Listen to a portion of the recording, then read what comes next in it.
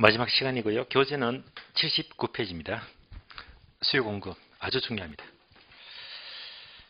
특히 수요 공급은 많은 분들이 이제 그래프 그리는 걸 힘들어하세요. 그런데 그래프 그리는 게 일반 경제학과 비교하면요 거의 유치원 수준입니다. 저도 경제 미시나 거시 인적을 다 공부했지만은 그래프가 너무 많고 진짜 어려워요. 거기 비교하면 뭐 기본적으로 뭐 기본 모양만 하면 되는 거기 때문에 결코 어렵다고 생각하시지 마시고 아주 기본적인 형태이기 때문에 큰 부담은 갖지 마시고요. 우선 79페이지 내용을 보기 전에 기본적인 수요 공급 목차부터 봅니다.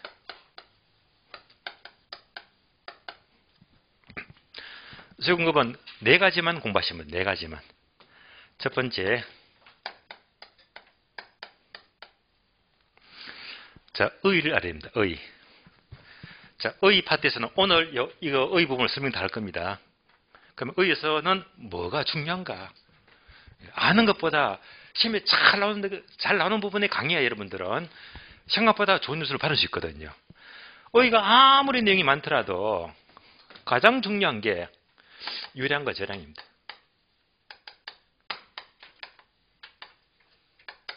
이거 놓치시면 안 돼요. 얘만 잡으면 확실합니다. 다음에 두 번째, 수요와 공급의 결정 요인입니다. 수요와 공급을 움직이는 요인들인데 이 파트는 정말로 중요함에도 불구하고 32회 때 안 나왔어요. 원래 100% 나옵니다. 틀림없어요. 여기서는 뭘 공부하느냐? 수요량의 변화가 나와요.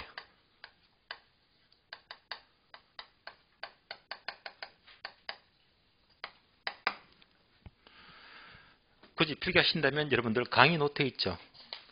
위에 예백 많잖아요. 예백에다가 적으시면 돼요. 수요의 변화입니다.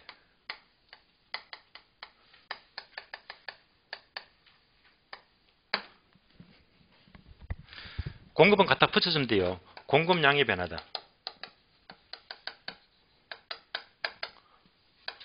다음에 공급의 변화다.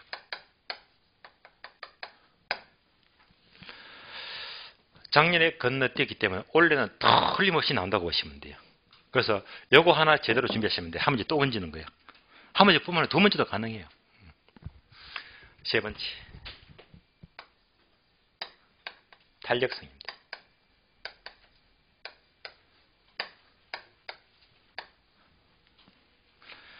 탄력성에서는 뭘 공부하느냐?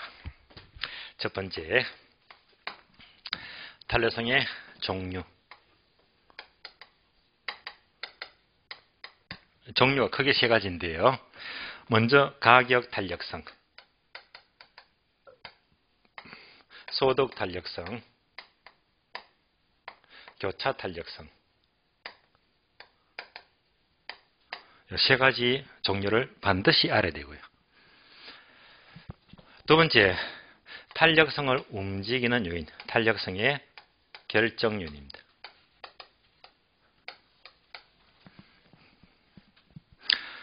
세 번째가 탄력성과 총수입의 관계.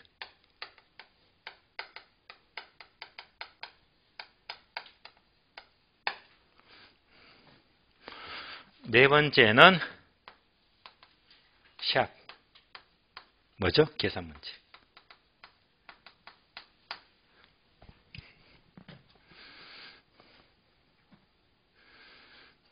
사실상 이 중에서 최고 중요한 게 계산 문제. 계산 문제가 최고 중요합니다. 마지막으로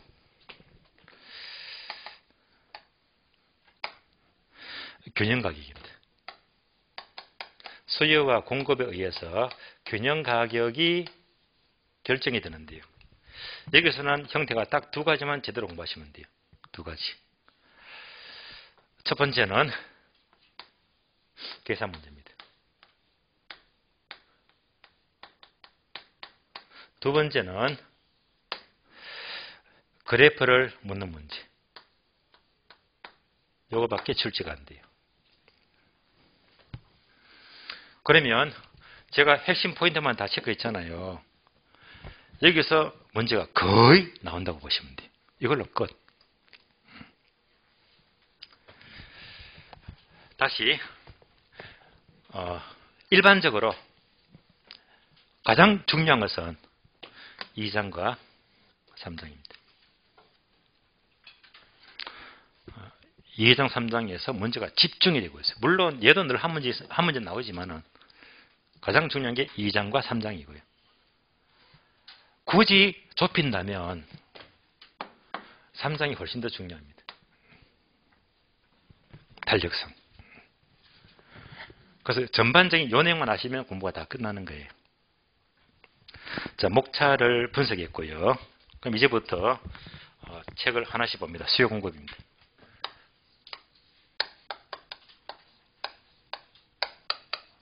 부동산 수요 공급인데. 첫 번째가 부동산 수요. 영어로 demand가 되고요.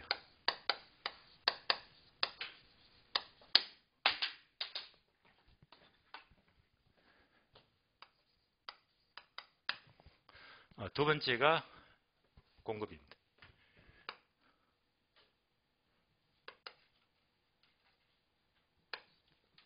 복사를 이렇게 해야 되나? 공급.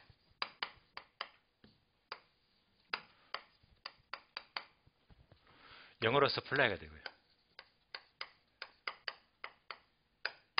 수요와 공급입니다.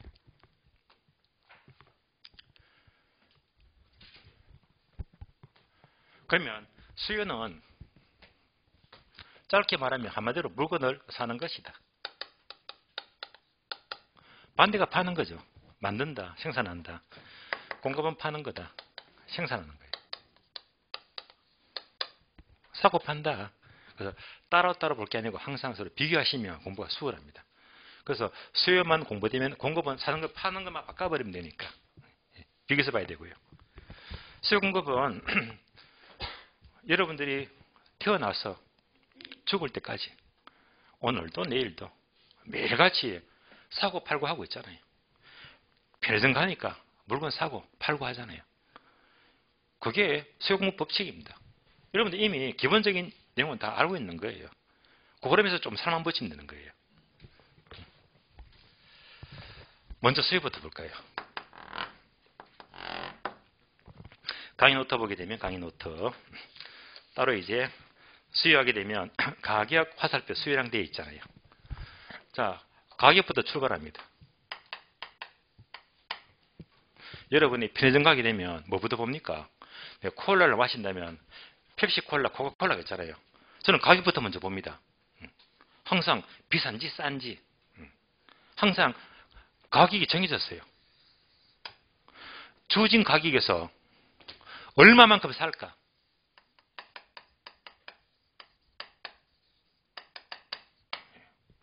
얘가 바로 수요 법칙입니다.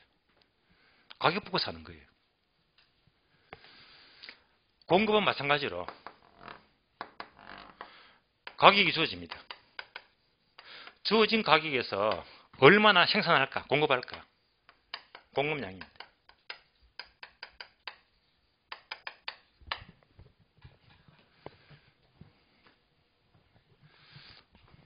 그러면 가격을 딱 보니까 가격이 너무 비싸요. 많이 삽니까? 적게 삽니까? 당연히 적게 사지. 비싸면 적게 산다. 얘가 수요 법칙입니다. 다시 반대로 가격이 너무 싸요. 가격이 싸면 어떻게 산다? 많이 사죠. 비싸면 적게 사고 싸면 많이 사고. 따라서 가격과 수량은요. 화살표를 보니까 비례입니까? 반비례입니까? 반대로 움직이더라. 반비례 법칙입니다. 반비례 법칙이다. 이렇게 나와 있잖아요. 이것을 그래프로 그리니까 우상량이 나오는데 우상량. 그래프가 왜 우상이 되는지를 이제 확인해 봅니다. 예를 들면 편의점에 가요. 코카콜라와 펩시가 있잖아요. 그럼 이제 펩시 콜라, 저는 펩시만 마시래. 싸니까. 그래서 펩시 콜라가 얼마 하더라? 1200원 하더라. 이렇게 잡을게요. 콜라 한 캔에 1200원입니다.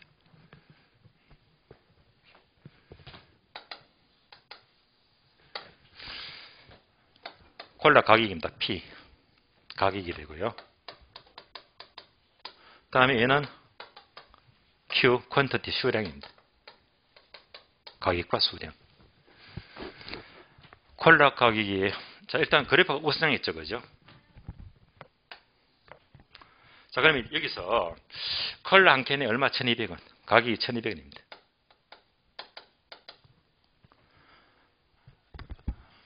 자주 마시면 안 되겠지만, 그냥 매일 한 캔 마신다고 볼게요. 매일 한 캔.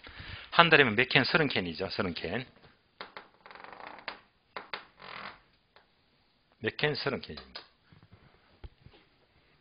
이렇게 마신다고 가정했을 때. 근데 콜라가 1200원에서 갑자기 껑청 올라갑니다. 얼마로? 한 캔에 2000원이요. 비싸죠.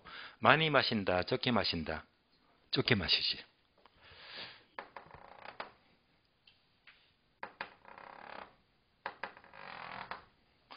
이때는 이틀에 한 캔만 마시자. 몇 캔? 15캔. 적게 마십니다. 그러니까 가격이 이렇게 비싸니까 수량을 적게 마신다. 무슨 법칙? 반비례 법칙. 이렇게 움직이잖아요. 거꾸로 콜라 한 캔에 1200원인데 한 캔에 500원 합니다. 대박이죠. 500원이다. 쌀 때 많이 먹어야지. 이 가격이 싸요. 많이 마시죠. 그러면 이만큼 많이 마시죠. 몇 캔? 뭐 60캔 마시죠. 하루 2캔씩입니다. 가격이 하락하니까 이만큼 수량이 늘어나는 거예요. 이걸 전부 다 이으니까 무슨 모양? 바로 우하향이죠. 죄송합니다. 그래서 이제 이으니까 무슨 모양? 우하향이 된다. 우하향. 이거는 여러분이 이렇게 생활하고 있잖아요. 현실이잖아요. 이게 전부 답니다. 그래서 수요만 딱 떠올리면 사는 건데 내가 어떻게 산다. 비싸면 적게 사고 싸면 많이 사고. 그러면 양장에는 무슨 법칙? 반비례 관계. 무슨 모양? 우하향 모양이다. 여기서부터 출발해야 됩니다. 여기서 이제 대부분 그래프가 그려지니까 더 이상 복잡한 그래프는 그다지 어렵지도 않아요. 여기서부터 출발합니다. 반복합니다. 반복하고 보겠는데요. 자, 비싸면 적게 산다고 했다. 그러면 비례 반비례 무슨 관계? 반비례. 그래프는 무슨 모양? 우하향. 예. 항상 이걸 전제로 두고 출발하는 거예요. 수위 법칙은 반비례 법칙이고 우하향 모양이다. 예. 공급 넘어가죠. 공급은 이제 파는 쪽입니다. 편의점을 치면요. 이제 편의점 주인이야. 팔잖아요. 공급. 파는 거니까. 그럼 이제 뭐 편의점을 넣어도 되고 또 우리 주변에 더 쉬운 예가 아파트를 짓는다. 건설회사. 그럼 건설회사가요. 아파트를 짓는데 아파트 값이 올라가요. 원래 5억짜리인데 25평 5억짜리인데 이게 10으로 올라가 버리면 아파트를 많이 짓겠어요? 적게 짓겠어요? 많이 지어야 됩니다. 많이 버려야 됩니다. 따라서 공급자 입장에서는 비쌀수록 많이 팔려고 합니다. 공급을 늘려요. 거꾸로 아파트 값이 5억짜리인데 폭락해요. 그래서 가격이 마구마구 떨어집니다. 5억짜리가 2억밖에 안 해. 아파트 많이 지어 적게 지어? 적게 짓겠지. 그러면 공급을 줄인다. 얼마나 쉬워요. 다 하는 거니까. 그래서 공급자 입장에서는 가격이 오르면 많이 공급하고 가격이 내리면요. 적게 만들고. 그러면 화살표가 비례입니까? 반비례입니까? 같이 움직이죠. 그래서 비례법칙입니다. 비례법칙. 이 비례 법칙을 그래프로 그린다면 나와 있죠. 우상향이 된다. 우상향. 다시 그래프로 봅니다. 그래프. 세로축은 가격, 프라이스 P가 되고요. 가격. 다음에 가로축은 수량, 공급량, 퀀터티 Q가 됩니다. 가격과 수량입니다. 무슨 모양? 우상향이죠. 수요는 D가 되고. 우상향인데, 그럼 이제, 자, 아파트 가격입니다. 아파트. 어느 건설회사가 정상적으로 25평 아파트를 한 5억 잡을게요. 5억이다. 정상적입니다. 이럴 때는 1000세대 지어야지. 1000세대를 지려고 합니다. 그런데 5억짜리가 10억이 돼버렸어. 이러면 많이 팔아야 됩니다. 그러면 이제 이렇게 되겠네. 1000세대가 아니고 1500세대를 지어야지 많이 남잖아요. 따라서 가격이 오르면 공급을 증가시킨다. 거꾸로 5억짜리 아파트가 뚝 떨어져요. 얼마로? 2억 하더라. 2억. 2억. 말도 안 되지만은요. 그러면 공급을 줄여야 되겠지. 얼마? 500세대만 짓자. 따라서 가격이 하락하면 공급을 줄인다. 그래서 이제 요 점들을 전부 다 이으니까 무슨 모양이 된다? 우상향이 된다. 우상향. 기본에 어려운 건 아닙니다. 그래서 공급 법칙은 항상 가격이 오르면 공급을 증가시킨다. 자, 비례 반비례 무슨 관계? 비례 관계. 그래프는 무슨 모양? 우상향. 이 전제만 깔고 하게 되면 나머지는 생각보다 쉽게 따라올 수 있거든요.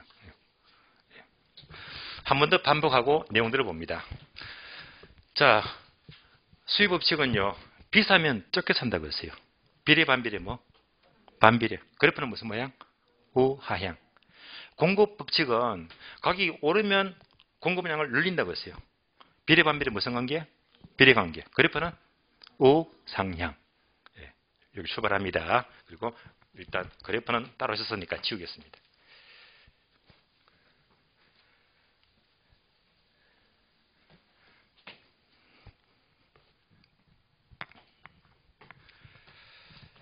자, 그러면 첫 번째 의부터 볼까요? 똑같아요. 의부터 봅니다. 같이 비교합니다. 교재 봅니다.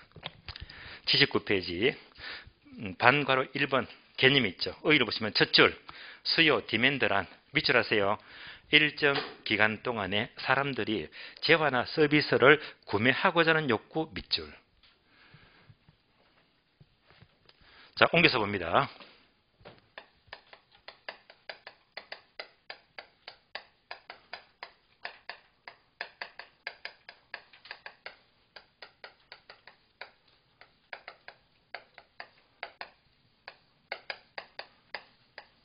이렇게 나왔습니다.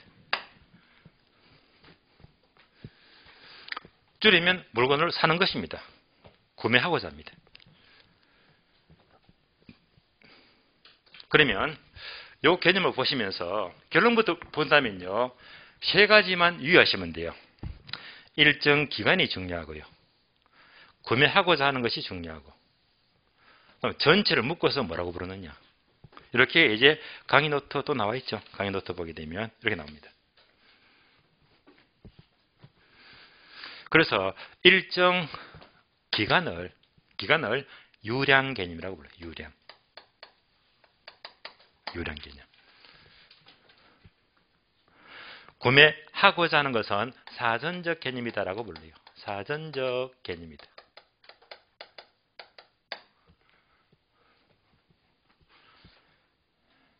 이걸 전체를 다 합해서 구매력 있는 수요, 그래서 유효 수요 이렇게 불러요.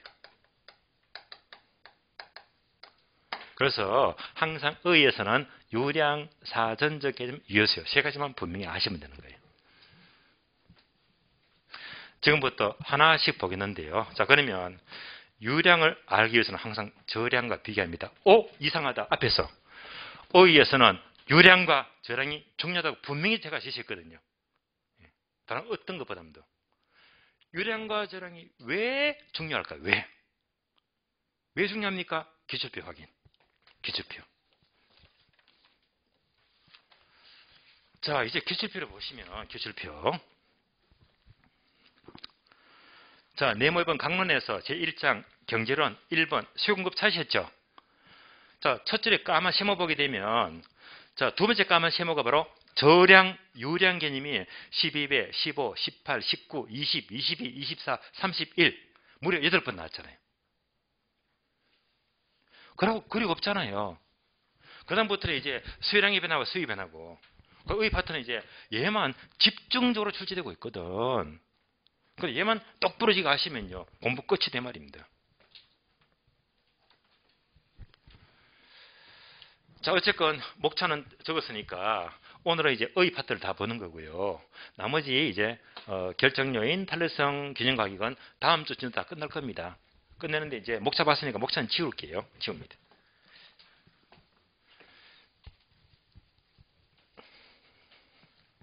그래서 강의 노트 보게 되면 유량과 저량이 나와 있습니다. 그러면 유량 개념을 영어로 플로우 개념이다라고 부르고요. 저량 개념을 스톡 개념이다라고 불러요.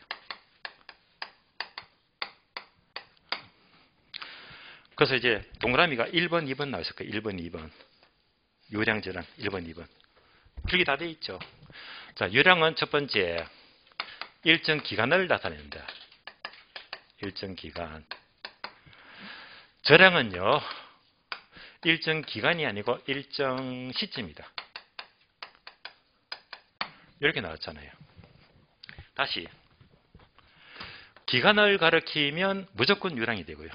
특정 시점을 가리키면 저량이 된다. 이런 예를 들기는 조금 제가 뭐하지만은요. 어제 제가 동생한테 모처럼 전화를 걸었어요. 야, 누구야? 잘 있냐? 동생이 부산에 있거든요.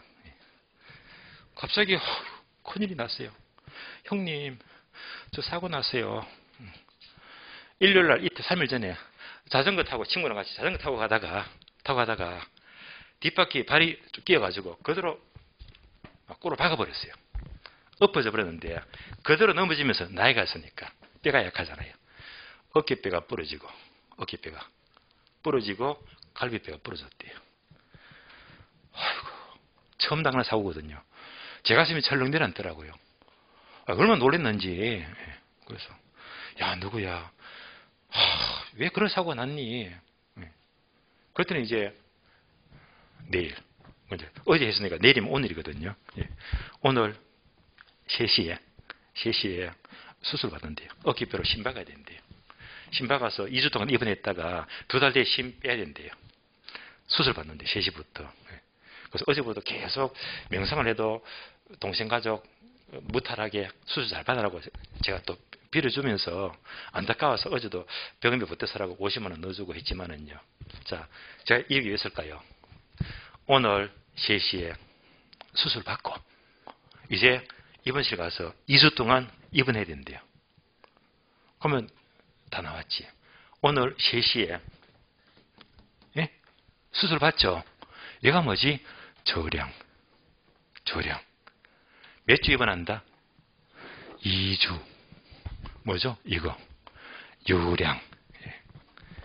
모든 생활관계에서 시점을 가리키면 저량, 기간을 가리키면 유량으로 보시면 되는 거예요. 그래서 설령 내가 처음 보는 단어라 하더라도 어떤 단어가 딱 나왔대. 그냥 상식적으로 생각하시면 돼요.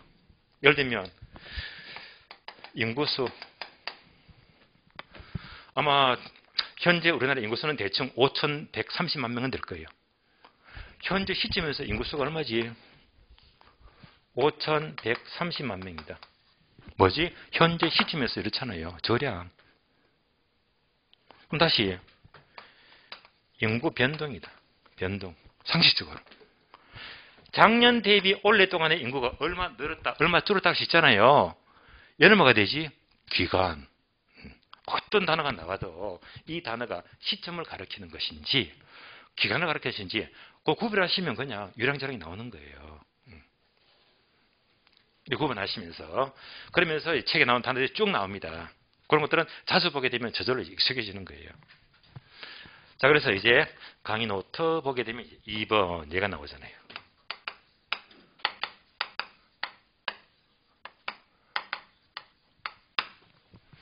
그래서 이제 특히 시험이 잘 나오는 것들은 아주 몇 가지만 제가 체크를 해드리겠는데요.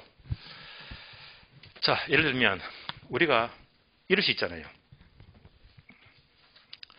어떤 사람이 땅을 사러 왔어요. 중개사 사무실에 이 땅 얼마입니까? 묻습니다. 이 땅 얼마입니까? 중개업자가 이 땅요 10억 합니다. 이때 10억은 언제 땅이죠? 오늘 현재 시점에서 10억이잖아요. 유랑입니까? 저랑입니까? 예? 가격. 이 땅 가격 10억 합니다. 시점을 가리키는 거예요. 그럼 이제 이 부동산요. 임대료는 얼마 합니까? 임대료. 임대료가 얼마입니까? 보통 1년 단위. 뭘 말하지?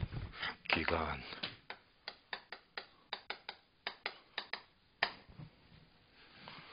자연스럽게 구별되고 있잖아요. 항상 연초가 되면 회사마다 재무제표를 공고하잖아요. 그래서 우리 회사는 단기 순이익이 얼마다. 단기 순이익이 얼마다. 답이 나왔죠. 단기가 뭡니까? 당해 기간. 6개월 동안, 1년 동안. 그러니까 뭘 말하지? 유령. 순자산가치.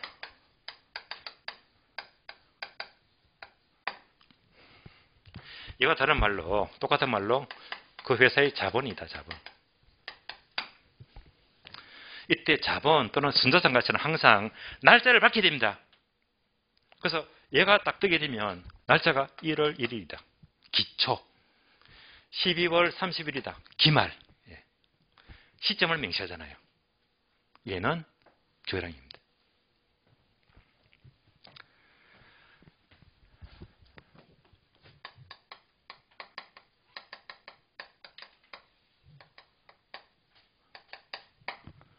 주택 거래량과 주택 재고량입니다.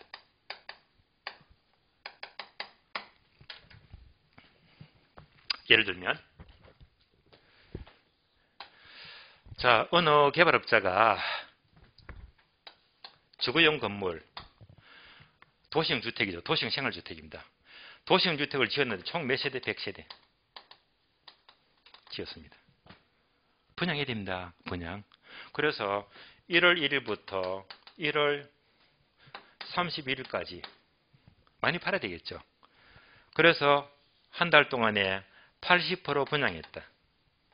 80% 분양했대. 며칠을 팔았습니까? 80채 팔았잖아요. 얘가 뭐죠? 거래량. 그러니까 기간 한 달 동안. 그랬더니 자, 80세대를 팔았더니 1월 31일 말일날 이때 재고가 몇 채 남았다? 20채 남았죠. 그러니까 이때 이 재고량은요. 1월 31일 시점에서 재고가 얼마? 20채가 남았다. 시점을 가리킵니다.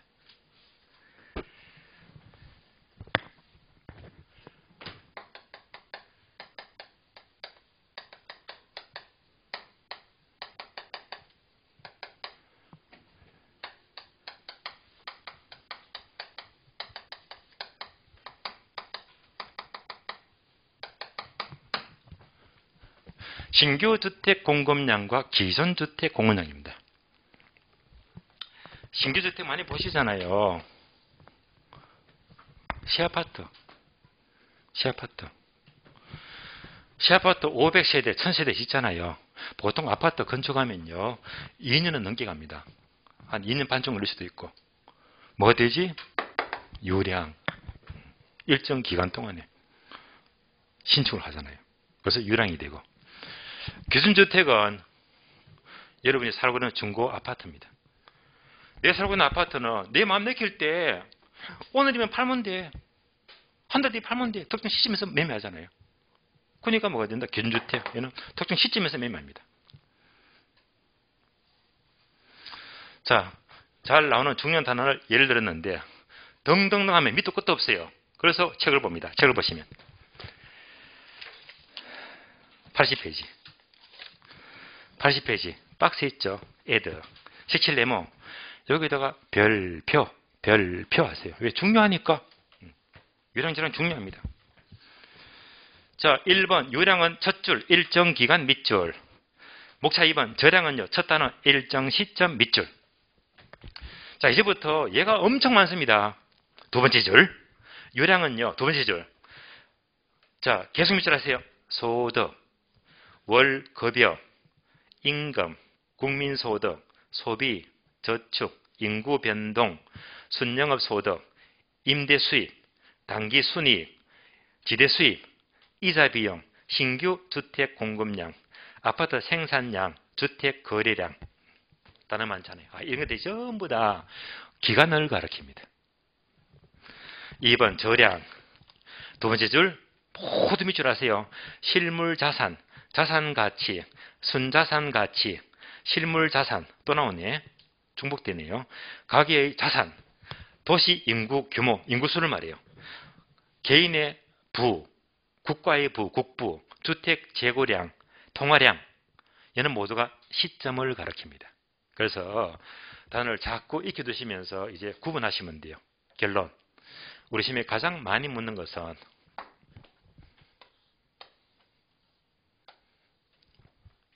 박스로 물어요. 박스로. 그럼 지금 단어가 쭉 많았잖아요.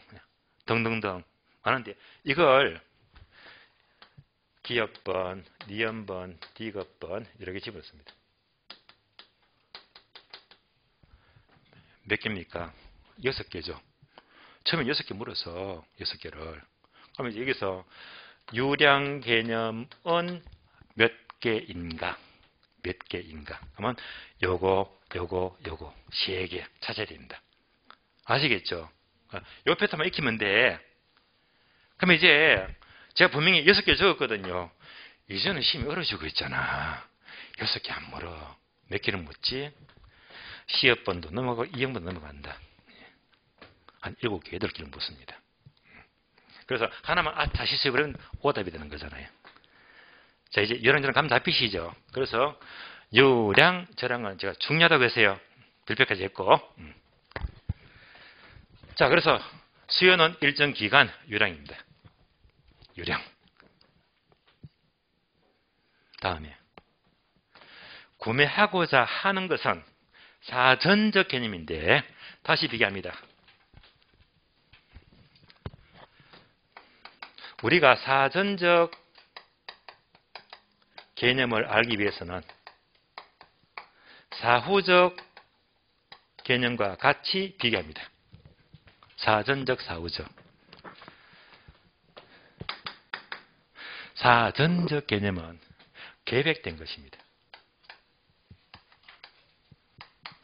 사후적 개념은 실현된 것입니다.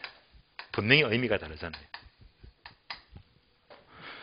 계획된 것은 시점이 바로 주로 미래형, 미래를 가리키고 실현되었다. 이미 과거형이 되어버렸어요. 그래서 수요란 것은 앞에서 유랑 개념 봤잖아요. 그리고 사전적 개념이지 사후적 개념은 아니다 말입니다. 예를 들어 볼게요. 자, 가계부 쓰시죠. 그래서 어느 가정주부가 지난달 12월달 가계부를 썼잖아요. 한 달. 12월 가계부를 썼다. 얘는 뭡니까? 실현되었잖아요. 얘는 수요했다가 돼버리고 수요했다. 과거형. 수요한다가 아니에요. 이미 사버렸잖아요. 이런 것들은 아니다. 수요한다는 것은 다음 달, 2월달 가계부 예산 꾸리자. 예. 가계부를 쓰려고 하잖아요. 얘가 사전적입니다. 2월 달에는 애들 졸업하죠. 이리저리 또 돈이 많이 들어가잖아요. 그러다 감안해서 이제 자 다음 달 가계부 예산 꾸리자 계획된 얘가 바로 수요한다가 돼버려요. 따라서 수요한다는 것은 구매하고자 하는 것이니까 항상 계획된 의도를 가리킵니다. 살려고 하는 것입니다. 다음에 유효수요다. 얘는 한마디로 구매력을 가리킵니다. 구매력. 다시 말하면 통장이건 주식이건 내가 현금을 쓰는 돈이 있어야 됩니다. 능력이 돼야 됩니다. 예를 비교하면요. 잠재수요 이렇게 나와 있죠. 얘랑 비교합니다. 반드시 수요는요. 유효수요를 말하는 것이지 얘는 아니다 이 말입니다. 그러면 유효수요가 되기 위해서는 단어가 두 개 나와 있잖아요. 먼저 살 의사가 있어야 되고 아울러 지불 능력 둘 다 갖춰야 됩니다. 이것을 둘 다 갖추게 되면 유효수요가 돼요. 둘 다 갖춰야 됩니다. 만약 살 의사는 있는데 지불 능력이 모자란다. 돈이 없어요. 이러면 잠재수요밖에 안 되는 겁니다. 예를 들면 어떤 사람이 현금 5억 갖고 있어요. 5억. 5억 갖고 아파트를 사야지. 근데 5억 갖고요. 자, 지방에 아파트를 살려고 한다. 지방. 몇 평? 25평. 충분히 삽니다. 예. 조금 모자라면 대출 가능해요. 얘는 살 의사도 있고 능력도 되잖아요. 이럴 때 얘는 뭐가 된다? 유효수요가 바로 되는 거예요. 유효수요. 근데 5억 갖고요. 강남의 아파트를 살 수가 있다 없다. 25평. 택도 없어요. 20억씩 하는데. 대출도 안 돼요. 그러면 누구든지 강남의 아파트는 사고는 쉽어 합니다. 근데 돈이 모자라잖아. 앞으로 더 벌어야 됩니다. 이럴 때는 잠재 수요밖에 안 되는 거예요. 반드시 수요는요. 둘 다 갖춘 유효 수요를 가리킨다 말입니다. 그래서 수요가 딱 나왔다면 요 세 단어 떠올리자. 유랑 개념이고 사전적이고 유효 수요다. 그래서 가장 중요한 것은 유량, 저량 묻는 게 가장 중요합니다. 교재 확인, 교재 봅니다. 다시 79페이지. 79페이지 보시면 이제 동화면 1번, 2번, 3번 설명 다 들었습니다. 지금부터 제목만 밑줄 하세요. 1번 유량 개념, 일정 기간, 다음 페이지. 2번 사전적 개념, 밑줄, 살려고 하는 겁니다. 사후적 하면 틀린 말입니다. 사전적 개념이고. 3번 유효, 수요, 밑줄. 여기까지가 수요의 개념이었습니다. 자, 수요 봤으니까 다음에는요. 바로 비교하자. 사고 판다. 공급. 공급 넘어갑니다. 그래서 공급은요. 몇 장 넘기시면 90페이지. 90페이지 봅니다. 자, 90페이지를 보게 되면 1번 공급의 의 개념이 나와요. 공급 서플라이란 한 줄 밑줄 하세요. 일정 기간 동안에 사람들이 재화나 서비스를 판매하고자 하는 욕구이다 라고 나왔습니다. 자, 옮겨서 볼게요. 공급.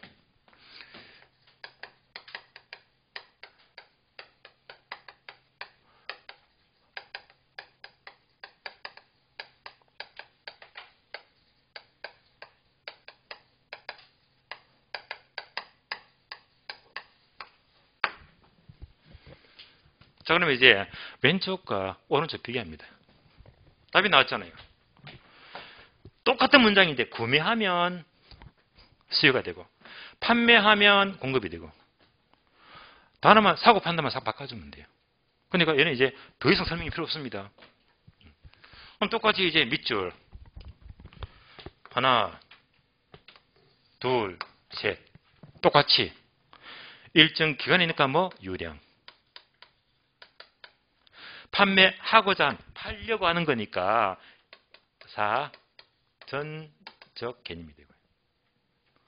이때는 이제 유효 수요가 아니고 공급으로 싹 바꿔주면 돼요. 유효 공급. 유효 공급이다. 생산 능력이 돼야 됩니다. 그러면 이제 다시 유효 수요가 살 의사와 지불 능력이 있잖아요. 말만 싹 바꿔주면 돼요. 얘는요. 8의사와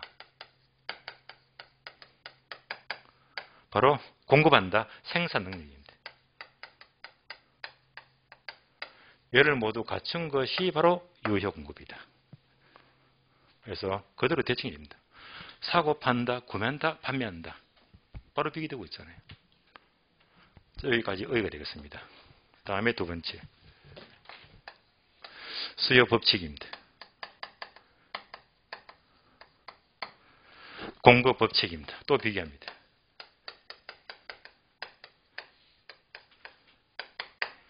그래서 강의 노트를 보더라도 따로 강의 노트를 보게 되면 이제 괄호 2번 수요 법칙, 맨 밑에 2번 공급 법칙. 딱 비교해 이렇게 나와 있죠. 원칙도 있고 예외도 있고 원칙도 있고 예외도 있고.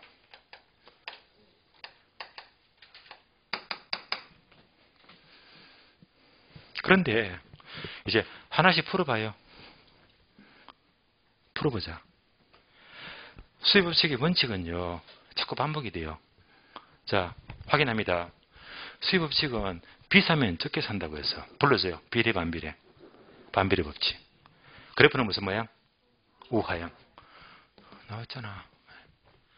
그래서 이제 가격은 P가 되고 수량은 Q가 됩니다. 줄여서 본다면 가격이 상승하면 수요량은 줄어들고 가격이 하락하면 수요량은 증가한다. 그래서 무슨 법칙? 반비례 법칙. 무슨 모양? 자꾸 상을 출락하네요. 우하향 모양입니다. 원칙. 다 하는 거예요. 교재 확인. 수요 법칙은요,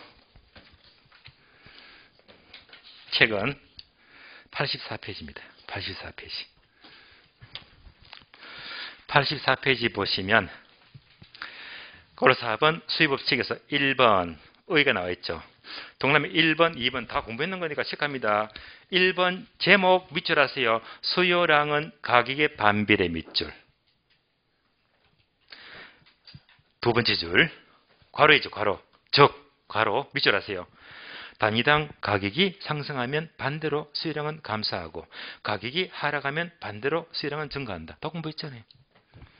2번 제목 밑줄입니다. 우하향 수요곡선 밑줄. 목차 2번 내려가죠. 수요 법칙이 성립하는 이유. 이거 어려워요. 이 얘기가 아주 까다롭습니다. 네모 보입니까? 네모 박스. 가격 효과 이꼴 대체 효과 플러스 소득 효과다. 자, 얘가 이제 교재 쭉 읽어보면 굉장히 헷갈리고 이해가 안 되거든요. 설명을 따라오시면 돼요. 지금부터 설명을 드리겠습니다. 자, 제목이 뭡니까? 수요 법칙이 성립하는 이유죠. 네? 그러면 자, 수요 법칙이 뭐라고 했습니까? 수요 법칙은 비싸면 적게 사고 무슨 법칙?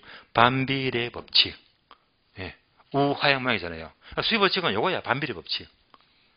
비싸면 적게 산다고 했어요. 싸면 많이 산다고 했잖아요. 그러니까 이렇게 되는 이유가 뭡니까가 네모 박스입니다. 수요 법칙이 성립한 이유. 그래서 옮겨본다면 이거예요. 가격 효과 이꼴 대체 효과 플러스 소득 효과다.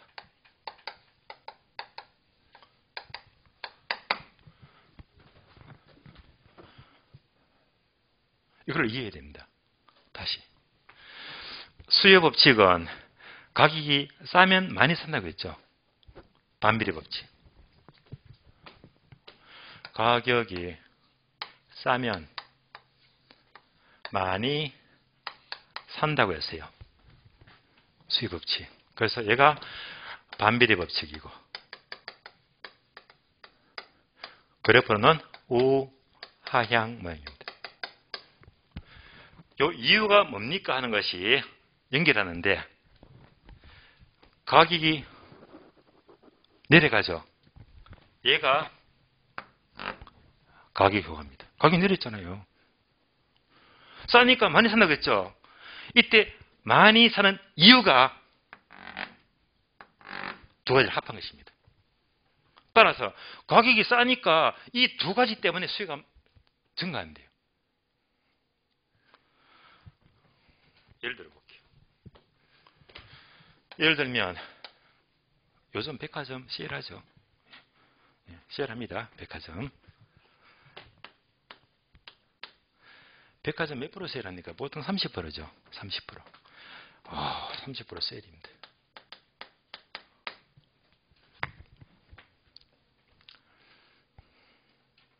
어떤 사람이 지갑에 돈 10만 원만 갖고 있습니다. 얼마? 10만 원. 신용카드 무시하고 딱 10만 원입니다. 자, 백화점 30% 세일한다가 요거 맞습니까? 맞죠? 그래서 가격을 30% 이렇게 세일하고 있잖아요. 그러면 그 결과 백화점 세일 첫날 가보셨죠? 주차가 안 돼. 엄청난 사람들이 막 모여들어서 엄청나게 사러 오고 있잖아요. 엄청 산다는 게 이거 두 개 때문에 사다가 모인대 말입니다. 그럼 이제 이유를 하나씩 풀어볼게요. 자, 현금 10만 원만 갖고 있는데 만약 30% 세일한다면요. 여러분이 백화점 가게 되면 물건을 사는데 꼭 10만 원치만 삽니까? 13만 원치 삽니까? 얼마요? 30% 세일하면 더 살 수 있잖아. 얼마? 13만 원 살 수 있어요. 그만큼 뭐지? 소득이 늘어났지. 세일하는 만큼. 그래서 돈 10만 원 갖고 있어 30% 세일하니까 뭐 13만 원치 물건을 살 수가 있단 말입니다. 그것만큼 소득이 늘어난 효과 때문에 얘가 수요가 증가하는, 이렇게 수요가 증가하는 거예요. 가격이 내린 만큼 내 소득이 늘어난 효과 때문에 많이 사게 돼 있고, 그 다음에 대체효과. 대체효과는 뭐냐? 10만 원 들고 백화점에 우리 애 신발이나 사줘야지. 애들 좋아하는 게 있죠, 그죠? 사줘야지. 좋잖아요. 나이키라고 부르죠. 10만 원 갖고 살 수 있다 없다? 못 삽니다. 못 사요. 그러니까 하필이면 세일하는데 백화점은 나이키는 세일을 안 해. 그러면 살 수가 없어요. 세일 안 하니까. 그럼 뭐 삽니까? 대체해서 뭐지? 대신에 이거 대신에 세일하니까 못 사고, 이거 대체해서 이거 대신에 뭘 삽니까? 세일하는 거. 세일하더라고요. 아디다스라고 하더라고요. 이것도 세일하더라. 아식스라고 하더라고요. 예. 그러니까 얘는 30% 40% 막 세일하는 거야. 그러면 세일하니까 얘는 이제 살 수 있는 거야. 그러니까 세일 안 하는 얘는 안 사고 대신에 얘를 많이 사고 해서 수요가 또 증가합니다. 그래서 가격을 내리면 세일하는 만큼 소득이 늘어나는 효과, 또 세일하는 품목을 대체해가지고 또 많이 사더라. 그래서 쌀 때 많이 산다. 반비례 법칙이 성립한다. 이 말입니다. 다시 제목 봐요. 제목이 뭡니까? 수요 법칙이 성립하는 이유잖아. 그러면 다시 우리 시험 제목이 나옵니다. 수요 법칙이 성립하는 이유는 반비례 법칙인데, 자 다시 집합 보시면서 수요 법칙이 성립하는 이유는 반비례 법칙이니까 수요 법칙이 성립하는 이유는 대체 효과와 소득 효과 때문이다. 오, 맞는 말입니다. 이렇게 시험 지문 나와요. 자, 2번 설명 드렸고, 자 원칙 봤습니다. 원칙. 다음 예배. 자, 예배는 원칙이 안 나와요. 없는데 따로 이제 강의 노트는 예배해가지고 친절하게 메모가 되어 있을 겁니다. 가수예와 베블렌 효과죠.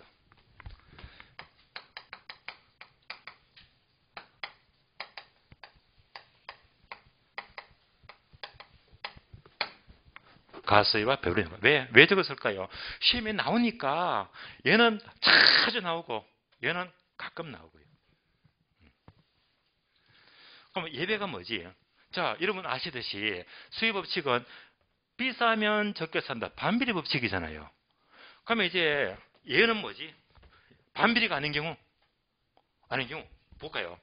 가격이 비싸면 적게 안 사고 오히려 많이 산대. 요거는 반비례입니까? 비례입니까? 비례니까 예외지. 이런 예외가 두 가지는 알아야 된단 말입니다. 예외가. 첫 번째, 가수에는 쉬운 말로 사재기죠.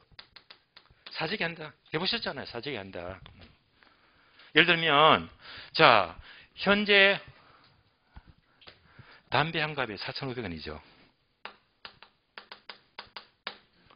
근데 얘가 이제 다음 달 2월 1일부로 담배가 올라간대. 외국처럼 한 갑에 10,000원 한대. 그러면 이제 다음 달부터 담배값이 오른다면 오르기 전에 담배를 뭡니까?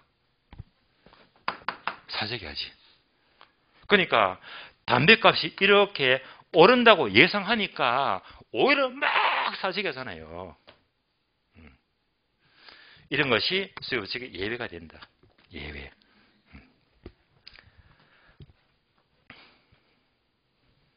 다음에 베벌렌 효과는 해석하면 얘는 과시성 소비가 돼요.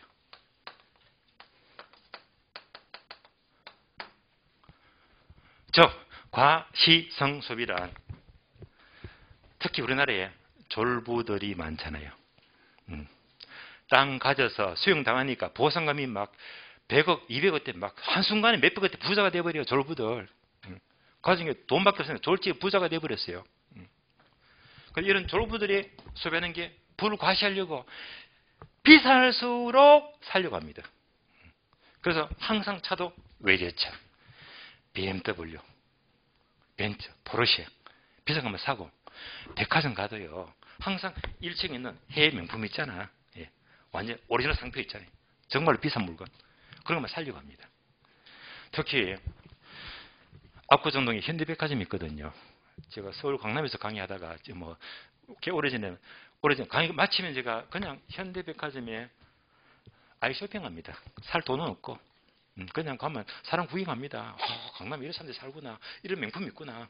기가 막힙니다. 이런 우스갯소리가 있죠. 어느 백화점에 명품관에 이 특가시랍니다. 모피, 코트, 여자 코트 있잖아요. 모피를 써붙여놨어요. 얼마? 특판 세일해가지고 99만 원. 하면 비싸지. 그런데 강남에 가면 쳐다보지도 않아요. 쪽팔려서 안 사요, 그냥. 그래가 딱 붙여놨더니 아무도 안 사는 거야. 직원이 성질나고 얘라 모르겠다 하면서 그냥 한 개 더 chấp붙는 거야. 다음 날 아침에 그대로 매진돼 버렸대요. 비싸니까 살려고 하더라. 그럼 과시욕구입니다. 과시욕구. 여러분은 안 그러시겠지만 혹시 여러분들 주변에 아마 그런 친구들이 있을 거예요. 특히 여성분들. 우리 친구는 해외 명품, 이태리 제 프랑스만 했다. 가격이 막 몇백만 하고 비싸면 막 살려고 하더라. 그것도 병입니다. 병. 무슨 병인 줄 아세요? 해외 명품, 오리지널 상품만 좋아하니까 저는 이를 가리켜서 오리지널 병이라고 불러요. 오리지널 병. 혹시라도 주변에 가게 되면 그런 친구 있으면 야, 너 병 걸렸다 하면서 너 오리지널 병이다. 이거 하세요. 이거 정말 더러운 병이거든요. 오리지널 상품만 좋아하니까. 해석하면요. 오리지널 병은요. 오리도 지랄하면 날 수가 있다는 병입니다. 아시겠어요? 아주 더러운 병이에요. 그래서 얘가 뭐지? 과시성 소비다. 수요법칙의 예외가 되는 거예요. 자, 원칙과 예외가 왔고요. 마지막으로 공급 넘어가죠. 공급. 자, 공급은요. 우리 교재는 조금 뒤로 넘어갑니다. 공급. 공급은 92페이지, 93페이지. 93페이지 보게 되면 바로 4번 맨 밑에 공급 법칙 1번 의 나오잖아요. 자, 정리하고 책 보고 정리하겠습니다. 마치겠습니다. 자, 공급 법칙 원칙은 이미 공부해서 가격이 오르면 공급을 증가시킨다. 무슨 법칙? 비례 법칙. 무슨 모양? 우상향. 가격이 상승하면 공급을 증가시키고 가격이 하락하면 공급을 감소시킨다. 그래서 얘가 비례 법칙이 되고요. 비례 법칙. 그리고 그래프를 그리면 우상향 모양이 됩니다. 우상향. 여기까지. 자, 여기까지 책 보고 확인. 93페이지. 자, 1번 어휘 보시면 동그라미 1번과 2번이 있죠. 1번 밑줄 하세요. 공급량은 가격의 비례 법칙. 두 번째 줄 괄호 있죠. 괄호만 밑줄 하세요. 단위당 가격이 상승하면 공급량은 증가하고 가격이 하락하면 공급량은 감소한다. 나왔잖아. 동그라미 2번 제목만 밑줄 하세요. 우상향 곡선 밑줄. 자, 마지막입니다. 예배. 자, 우상향이면 이제 이런 모양인데 공고곡선이 이런 모양이잖아요. 얘가 아니면 예배가 돼. 예배. 그래서 얘가 바로 토지의 공급입니다. 토지 공급. 오늘 공부했죠? 부부 연계 들어보셨죠? 그 중에서 뭐지? 부정성. 땅은 절대로 증가시킬 수가 없다고 했잖아요. 증가 못 시켜요. 그래서 얘를 그래프로 보게 되면 이런 그래프가 돼요. 가격과 수량이 있다면 토지 공급은 절대로 증가 못 시키니까 뭐가 된다? 수직. 이거로 공곡선이다. 수직. 그러니까 이만큼이 무슨 땅? 강남의 땅이야. 강남의 땅은 절대로 이상 증가시킬 수가 없다고 했잖아요. 아무리 가격이 오르고 올라가더라도 공급은 절대 증가 못 시킨다. 뭐 수직이니까 예배가 된다. 예배. 따라서 토지의 공급은 예배가 된다. 수직이다. 그럼 이때 공급은요. 절대 증가시키다. 한 번 더. 이런 공급은 절대 증가 못 시키잖아요. 이런 공급을 물리적 공급이라고 불러요? 경제적 공급이라고 불러요? 예, 물리적 공급. 그러면 예외적으로 공급을 증가할 수도 있잖아. 왜? 용도를 바꿔서. 수면 매립, 택지 조성, 부동산 개발, 집약적 이용 등등. 그러면 얘가 이렇게 갈 수도 있거든요. 얘는 이제 공급을 증가시킬 수 있잖아요. 얘는 무슨 공급? 경제적 공급입니다.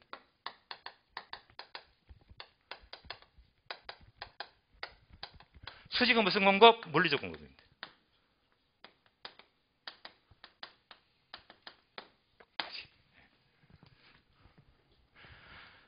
자, 오늘은요. 수요와 공급의 의의를 봤고요. 다음 주는요. 수요 공급을 다 끝냅니다. 끝내고 또 어디까지? 다음 진도가 경기 변동까지 다 완성을 할 거예요. 다음 주 뵙도록 하고요. 오늘은 여기서 마치겠습니다. 자, 수고하셨습니다.